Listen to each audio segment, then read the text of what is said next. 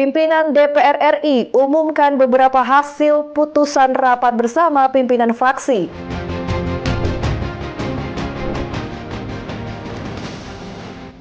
Libur panjang Ragunan tetap jadi pilihan.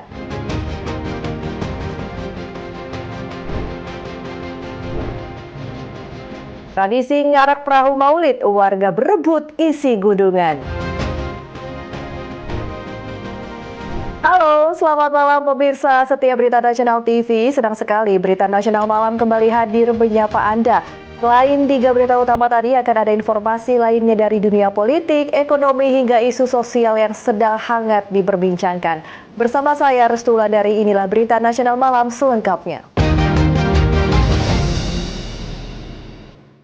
Kita langsung saja ke berita utama pemirsa. Dewan Perwakilan Rakyat atau DPR RI mengumumkan sejumlah kebijakan baru terkait penghematan anggaran dan peningkatan transparansi. Melalui rapat konsultasi pimpinan DPR RI dengan pimpinan fraksi, Sufmi Dasko Ahmad menyampaikan sejumlah keputusan mulai dari penghentian tunjangan hingga moratorium kunjungan ke luar negeri.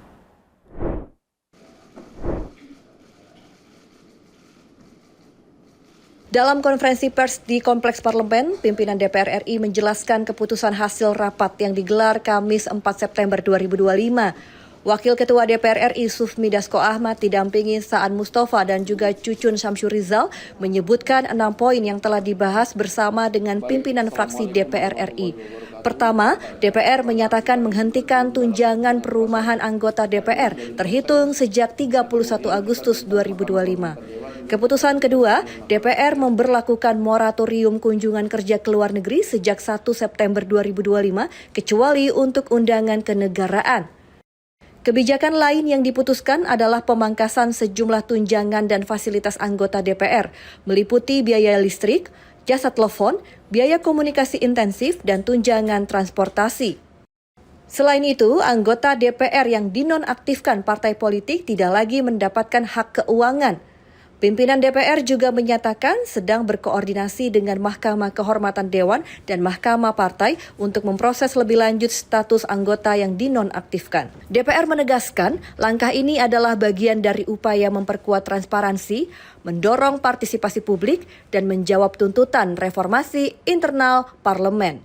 DPR RI menyepakati menghentikan pemberian tunjangan perumahan anggota DPR RI terhitung sejak tanggal 31 Agustus 2025. Yang kedua, DPR RI melakukan moratorium kunjungan kerja ke luar negeri DPR RI terhitung sejak tanggal 1 September 2025 kecuali menghadiri undangan kenegaraan. 3. DPR RI akan memangkas tunjangan dan fasilitas anggota DPR setelah evaluasi meliputi biaya langganan, A. daya listrik, dan B. jasa telepon, kemudian biaya komunikasi intensif, dan biaya tunjangan transportasi. Dari Jakarta, Syanas Kairus, Anggada Agung, Berita Nasional TV. Menanggapi perkembangan situasi nasional yang belakangan diwarnai aksi kekerasan di sejumlah daerah, ribuan warga Kabupaten Tangerang, Banten menggelar istighosah pada Kamis siang. Istighosah digelar untuk memohon perlindungan dan keselamatan bangsa dalam menjaga stabilitas keamanan. Ribuan warga bersama Forkopimda Kabupaten Tangerang, Banten memadati Masjid Agung Al-Amjad untuk menggelar istighosah akbar untuk bangsa pada Kamis siang. Lantunan zikir dan doa disertai renungan di lapangan sebagai bentuk sikap terhadap situasi nasional yang akhir-akhir ini memanas di sejumlah daerah di tanah air. Bupati Tangerang Muhammad Maisal Rashid mengatakan istighosah diikuti berbagai elemen masyarakat, mulai dari ulama, buruh, mahasiswa, ormas, dan para pemuda. Istighosah ini digelar untuk memohon perlindungan dan keselamatan bangsa dalam menjaga stabilitas keamanan dan kedamaian Indonesia, khususnya di Kabupaten Tangerang. Bupati Tangerang menyebut wilayahnya hingga saat ini masih dalam kondisi kondusif. Masyarakat pun tidak perlu khawatir untuk melakukan aktivitasnya sehari-hari. Meski demikian, Bupati Tangerang berpesan agar masyarakat bijak menggunakan media sosial, hindari penyebaran berita bohong dan ujaran kebencian yang berpotensi memecah belah. Pada saat itu kita berdoa meminta pertolongan kepada Allah Subhanahu wa taala, Allah yang mempunyai alam semesta, untuk bisa di Kabupaten Tangerang ini, juga Provinsi Banten dan di negara Republik Indonesia, supaya dalam keadaan aman, tertib, dan kondusif. Bupati menegaskan bahwa menjaga stabilitas dan keharmonisan adalah tanggung jawab bersama. Peran masyarakat sangat penting untuk menjaga persatuan bangsa. Mojib Latumairisa, Berita Nasional TV. Saat ini pemerintah tengah menyiapkan langkah pemulihan cepat bagi para korban insiden demonstrasi di Indonesia beberapa waktu lalu. Adapun program tersebut tengah dijalankan melalui data Kementerian Hukum dan Kementerian Hak Asasi Manusia. Menteri Sosial Saifullah Yusuf tengah menyiapkan sejumlah tindakan melalui program pemulihan terhadap para korban insiden demonstrasi di sejumlah kota beberapa waktu lalu. Gus Ipul menerangkan 3 langkah dalam proses pemulihan bagi para korban, yakni perlindungan dan jaminan sosial, rehabilitasi sosial, dan pemberdayaan sosial pasca insiden demonstrasi yang masif terjadi di beberapa kota di Indonesia. Diketahui dari sisi masyarakat terdapat 7 orang meninggal dunia dan 9 orang mengalami luka berat. Dari data para aparat penegak hukum, terdapat 6 yang sedang dirawat di rumah sakit di dalam kondisi serius. Ada 3 yang kita lakukan tentu dalam kerangka pemulihan ini adalah perlindungan dan jaminan sosial, kedua rehabilitasi sosial, dan yang ketiga adalah pemberdayaan sosial. Menteri Hak Asasi Manusia Natalius Pigai menyoroti langkah cepat proses pemulihan para korban dalam insiden demonstrasi beberapa waktu lalu yang sudah sesuai dengan perintah dari Presiden Prabowo Subianto. Ya, dalam langkah itu saya sudah bicara dengan Pak Menteri Sosial. Saya apresiasi dan saya bangga dengan Menteri Sosial karena amanat Presiden untuk memulihkan korban pasca peristiwa. Yang dimaksud korban adalah semua anak bangsa, penyelenggara negara dan rakyat. Posisinya sama di hadapan negara Republik Indonesia. Langkah-langkah Anggada Agung, Berita Nasional TV. Kita beralih ke informasi lain, pemirsa. Bandara Internasional Soekarno-Hatta Tangerang, Banten dipadati ribuan penumpang yang hendak menghabiskan momen libur Maulid Nabi Muhammad serta akhir pekan. Rute tujuan favorit masih didominasi Bali, Medan, Makassar, Surabaya, dan Yogyakarta. Sementara untuk penerbangan internasional, kebanyakan penumpang rute Kuala Lumpur dan Singapura. Sejak pagi, penumpang memadati area konter check-in Terminal 3 Bandara Soekarno-Hatta. Rata-rata penumpang hendak berpergian ke tempat wisata ataupun pulang ke kampung halaman memanfaatkan momen libur Maulid Nabi Muhammad serta akhir pekan. Rute tujuan favorit masih didominasi Bali, Medan, Makassar, Surabaya, dan Yogyakarta. Sementara untuk penerbangan internasional, kebanyakan penumpang rute Kuala Lumpur dan Singapura. Berdasarkan data pengelola Bandara Soekarno-Hatta, peningkatan jumlah penumpang sudah terjadi sejak kemarin. Hari ini diperkirakan mencapai 138.000 penumpang, baik yang datang maupun pergi. Sementara untuk pergerakan pesawat berjumlah 983 penerbangan. Menurut Tari, calon penumpang pesawat tujuan Yogyakarta mengatakan suasana bandara cukup ramai sejak pagi, check-in counter dipadati antrian penumpang. Dirinya memanfaatkan libur Maulid Nabi dan akhir pekan, di mana memang sudah direncanakan sejak 2 minggu lalu. Saya datang, sudah banyak yang antri di check-in counter. Saya pulang kampung sekalian berlibur kayaknya karena kebetulan liburnya panjang. Guna memberikan rasa aman dan nyaman, sejumlah petugas terlihat berjaga di setiap sudut Bandara Soekarno-Hatta. Tim Liputan, Berita Nasional TV. Ragunan kembali menjadi magnet bagi warga pada libur panjang kali ini. Ribuan pengunjung memadati Taman Marga Satwa ini untuk mengisi waktu bersama keluarga. Dan berikut informasi selengkapnya bersama jurnalis kami Ajeng Tiara dan Anggada Agung. Pemirsa Berita Nasional TV, Taman Marga Satwa Ragunan di Jakarta Selatan ini memang menjadi salah satu destinasi wisata favorit untuk masyarakat. Para pengunjung menghabiskan waktu libur panjang. Ini pengunjung sudah mencapai 3.095 dan dari pihak pengelola ini sudah memperkirakan pada periode ini akan mengalami lonjakan sebesar 100.000 pengunjung sampai nanti diperkirakan puncaknya yaitu pada tanggal 1 Juni 2025. Data ini diperoleh dari sistem tiket elektronik dan pencatatan manual di sejumlah gerbang utama, dan tren kunjungan ini dinilai sesuai dengan pola liburan warga yang memilih untuk berwisata dalam kota, terutama tempat yang ramah anak dan terjangkau seperti di Ragunan. Dan di Ragunan ini sendiri memang masyarakat atau pengunjung tidak hanya bisa melihat satwa-satwa yang ada di sini, tapi juga untuk memilih berolahraga dan juga piknik dan menghabiskan waktu bersama keluarga. Dengan tiket masuk dengan harga untuk anak-anak yaitu Rp3.000 saja dan juga untuk dewasa Rp4.000. Ini para pengunjung sudah bisa masuk ke Taman Wisata Ragunan dan bisa menikmati fasilitas yang ada di sini. Dan untuk Taman Marga Satwa Ragunan ini sendiri memang menjadi pilihan utama bagi para masyarakat yang ada di Jakarta maupun di sekitarnya yang memilih untuk berwisata di dalam kota begitu. Dan kami sudah melakukan wawancara dengan beberapa pengunjung yang ada di Taman Marga Satwa Ragunan. Berikut ini. Ini liburnya mulai dari Kamis, Jumat, Sabtu, dan Minggu 4 hari ini. Prediksi kami selama 4 hari ini akan mencapai sekitar 100.000 pengunjung ya. Terus kemudian kemarin sudah tercatat ada 32.000 pengunjung, dan untuk sampai siang hari ini total pengunjung sudah 38.000 ya. Karena untuk di posisi jam 11 tadi ada sekitar 5.000 pengunjungnya. Hari ini agak landai dibandingkan kemarin karena ini merupakan hari Jumat. Biasanya kalau pola hari Jumat itu pengunjung tidak terlalu ramai di pagi hari, namun setelah selesai sholat Jumat baru pengunjung akan meningkat ya. Karena di sini kan beragam ya hewan-hewannya, terus ada arena bermain juga kan, jadi nggak cuma menikmati hewan-hewan, bisa sambil bermain, bisa sambil rekreasi, makan-makan juga kan boleh ya di sini. Jadi banyak yang bisa dilakukan lah dalam satu tempat. Di sini tuh tempatnya sejuk dan banyak banget yang bisa dilihat hewan-hewannya. Kayak misalnya ada harimau tadi aku lihat, habis itu kayak ada burung-burung kayak gini juga, dan bisa nyewa sepeda juga. Tadi aku keliling-keliling, udah sih itu aja.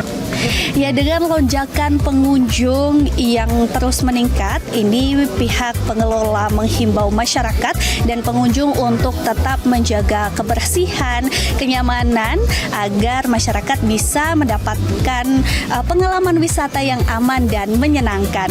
Dari Jakarta, Ajeng Tiara, Anggada Agung, Berita Nasional TV. Informasi berita lainnya akan kami sajikan usai jeda berikut ini. Tetaplah bersama kami di Berita Nasional Malam.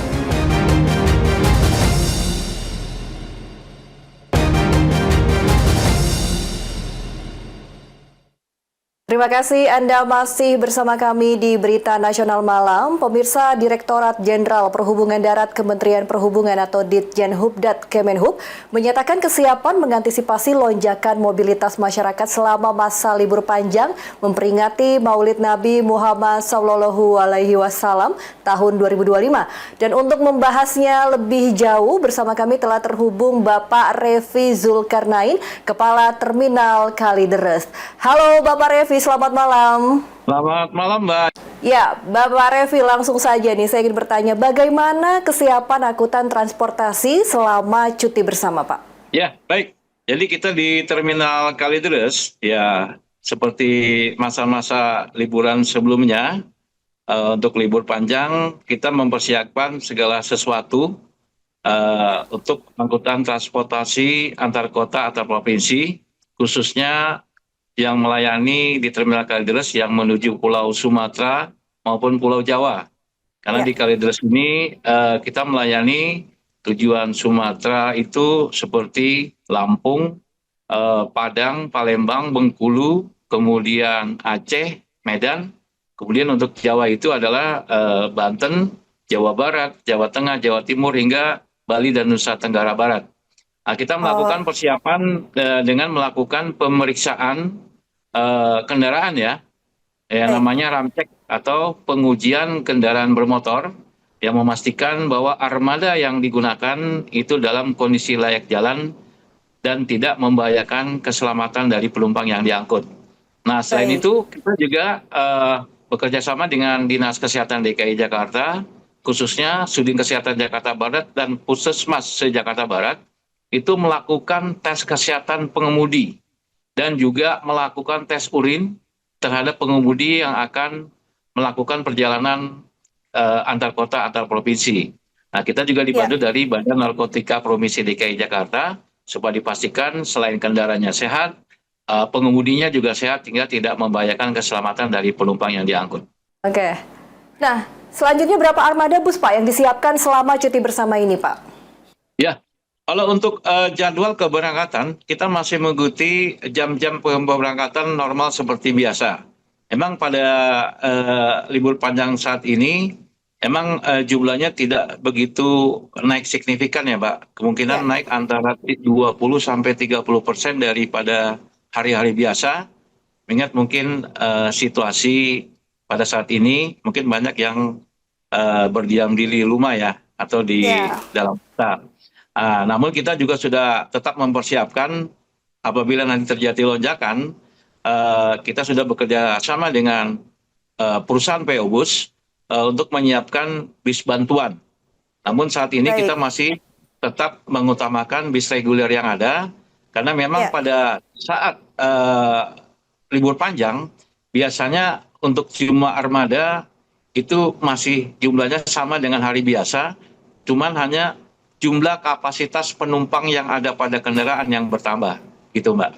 Lalu apakah terjadi peningkatan penumpang selama masa liburan cuti bersama, umumnya bisa mencapai berapa persen kenaikannya Pak?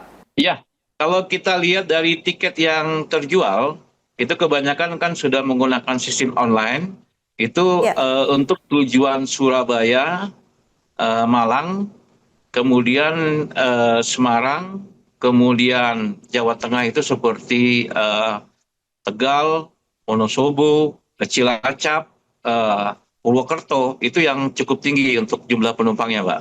Selanjutnya bagaimana dengan pemesanan tiket bus terkait cuti bersama? Apakah sampai saat ini sudah ada pemesanan, Pak? Ya, jadi untuk yang tujuan favorit ya, seperti tadi yang saya sebutkan itu seperti Surabaya, Malang, kemudian Semarang, Tegal, maupun Wonosobo, itu banyak kan sudah menggunakan tiket online ya. Terutama yang jurusan jarak jauh ya seperti Jawa Timur, itu lebih banyak menggunakan tiket online. Namun jangan khawatir, para penumpang yang ingin melakukan perjalanan, itu tiket cukup tersedia ya untuk antar kota, antar provinsi, karena memang banyak PO Bus dengan rute yang sama, itu kursinya masih cukup kosong gitu. Oke, baik. Selanjutnya Pak, terkait fasilitas. Nah, fasilitas apa saja yang sudah diterapkan untuk kenyamanan dan keamanan penumpang selama cuti bersama ini, Pak? Ya, baik. Jadi di Terminal Kalideres kita bekerja sama dengan Pospol Terminal, kemudian juga dengan Polsek Kalideres, itu menciptakan rasa aman dan nyaman kepada penumpang ketika dia menunggu maupun dia berangkat, dengan menyiapkan petugas di ruang tunggu maupun di lokasi parkir kendaraan. Nah, selain itu kita juga menyiapkan di sini ada ruang laktasi, kemudian juga ada ruang kesehatan, termasuk juga penumpang bisa memeriksakan kesehatan pada posko kesehatan pengemudi tersebut, karena itu tidak hanya untuk pengemudi, bisa digunakan juga untuk penumpang mungkin yang merasa sakit atau kurang enak badan, bisa memeriksakan kesehatannya di situ. Itu gratis ya, tidak pungut bayaran begitu. Terakhir Pak, mungkin bisa disampaikan apa harapan dan himbauan Bapak bagi awak pengemudi terkait kenyamanan dan keamanan pengemudi, Pak? Ya, baik. Jadi himbauan saya kepada para calon penumpang yang akan melakukan perjalanan transportasi antar kota, antar provinsi, baik itu ke Pulau Jawa maupun Pulau Sumatera, yang menggunakan jasa Terminal Bus Kalideres, saya harapkan pertama pastikan dulu dia dalam kondisi sehat. kemudian pastikan juga rumahnya sudah dikunci, alat elektroniknya sudah dimatikan, kemudian dia naiknya dari terminal, ya, jangan di pinggir jalan.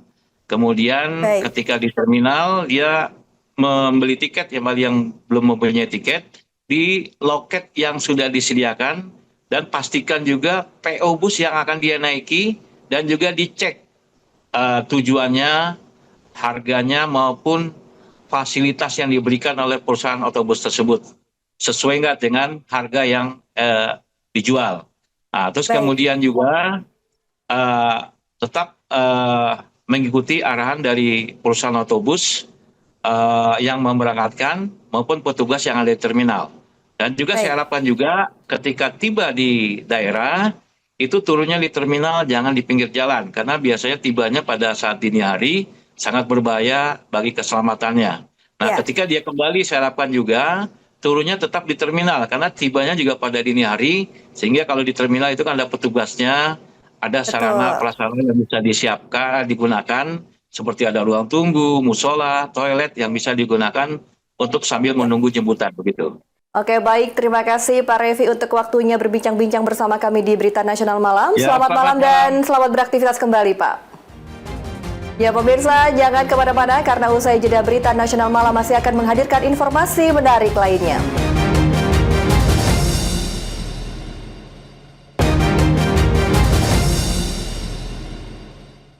Terima kasih Anda masih bersama kami di Berita Nasional Malam. Pemirsa, memperingati Maulid Nabi Muhammad SAW, jemaah 3 masjid tertua dan terbesar di Kota Tangerang, Banten meneruskan tradisi ngarak perahu maulud berkeliling menyusuri bantaran Sungai Cisadane Kamis siang. Pelaksanaan bertambah meriah ketika masyarakat yang berkumpul di beberapa sudut jalan berebut isi gunungan berupa makanan ringan dan buah-buahan.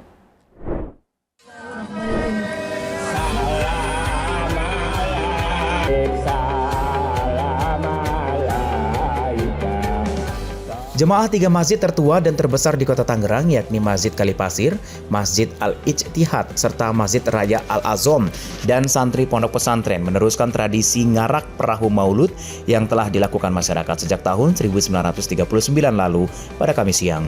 5 buah perahu maulud replika Ka'bah dan puluhan gunungan diarak ratusan masyarakat dengan berjalan kaki berkeliling menyusuri bantaran sungai Cisadane sejauh 3 km. Tradisi ngarak perahu maulud ini merupakan ungkapan rasa syukur dan penghormatan masyarakat kepada Nabi Muhammad SAW yang lahir dan meninggal dunia pada tanggal 12 Rabiul Awal. Tradisi ini bertambah meriah ketika masyarakat yang sudah menunggu di pinggir jalan berebut gunungan yang berisi makanan ringan dan buah-buahan.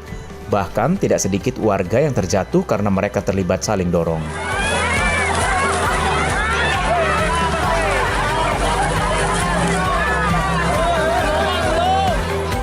Wali Kota Tangerang Syahrudin mengatakan keteladanan dari sifat Nabi Muhammad SAW dapat diterapkan dalam kehidupan sehari-hari dengan hidup saling peduli dan kasih sayang, sehingga menjauhkan perilaku saling curiga yang berujung pada tindak kekerasan antar sesama manusia. Tentunya begitu. Jadi kalau nilai-nilai ini kita terapkan dalam sehari-hari dalam membentuk masyarakat Kota Tangerang berakhlakul karimah, ya tentunya kita acuannya adalah kan Tradisi ngarak perahu maulud ini akan terus dilestarikan pemerintah Kota Tangerang untuk digelar setiap tahunnya dan direncanakan akan menjadi salah satu wisata religi dalam memperingati Maulid Nabi Muhammad SAW.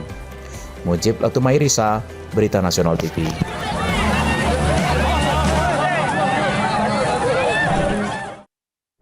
Markas Besar atau Mabes TNI angkat bicara perihal maraknya informasi bohong atau hoaks yang menyeret institusinya dalam aksi kerusuhan di Jakarta dan sekitarnya pada akhir Agustus hingga awal September 2025. Kapuspen TNI Brigjen TNI Marsikal Freddy Ardiansah menegaskan bahwa banyak narasi yang beredar di media sosial maupun media massa tidak sesuai fakta, bahkan cenderung memojokkan institusi TNI. Terima kasih unjuk rasa maupun provokasi. Saat acara konferensi pers di Mabes TNI pada Jumat 5 September 2025, Kapuspen TNI mencontohkan adanya tuduhan bahwa anggota BAIS, Badan Intelijen Strategis TNI, menjadi provokator demo. Kapuspen TNI menuturkan foto yang beredar memang benar menampilkan anggota BAIS, tetapi narasi yang menyebut prajurit tersebut ditangkap Polri sama sekali tidak benar. Kapuspen TNI menjelaskan hal itu merupakan kesalahpahaman. Saat itu yang bersangkutan sedang mencari makan dan mengisi BBM, bukan ikut demo dan sudah ada permintaan maaf dari Dansat Brimob. Dan ada beberapa video hoax lainnya, ya. Mungkin saya yakin rekan-rekan banyak monitor ya, banyaknya video yang menyangkut pautkan aksi kerusuhan dengan TNI. Ya. Selain itu, ungkap Kapuspen TNI, sejumlah video yang mengklaim ada TNI menjadi provokator di Medan dan Ternate juga dipastikan hoax. Bahkan di Bogor beredar rekaman seorang tersangka yang mengaku diperintah anak anggota TNI untuk menyerang markas Brimob. Kapuspen TNI mengaku prihatin dengan derasnya hoax yang menyudutkan prajurit TNI dalam kerusuhan demo di berbagai daerah. Menurutnya, isu seperti TNI dalam kerusuhan atau TNI provokator sangat melukai hati para prajurit yang justru bertugas membantu Polri di lapangan.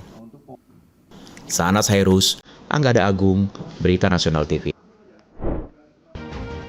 Demikian Berita Nasional telah menemani Anda. Saya Restulandari beserta kru yang bertugas pamit undur diri. Selamat malam dan selamat beristirahat. Sampai jumpa.